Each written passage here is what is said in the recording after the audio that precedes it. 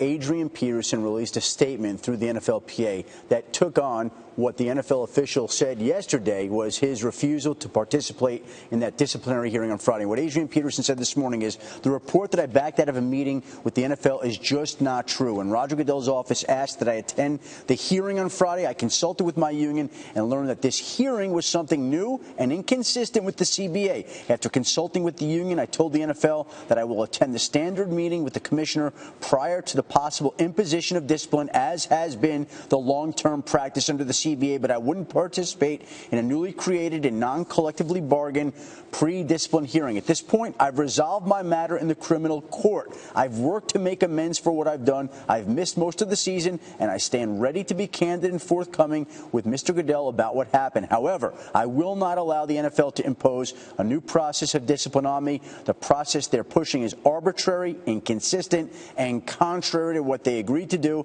and for those reasons, I never agreed to the hearing. I'm sorry for all this, but I can't excuse their refusal to be fair. What we have here essentially going on is there is a conference call scheduled for 2 p.m. Eastern on Monday in regards to Adrian Peterson's grievance to not being removed from the commissioner's exempt list. He and the NFLPA believe that when he entered onto that list, he did so with the agreement that when his case was resolved in Texas, he would be taken off that list. It's 2 weeks after that case has been adjudicated.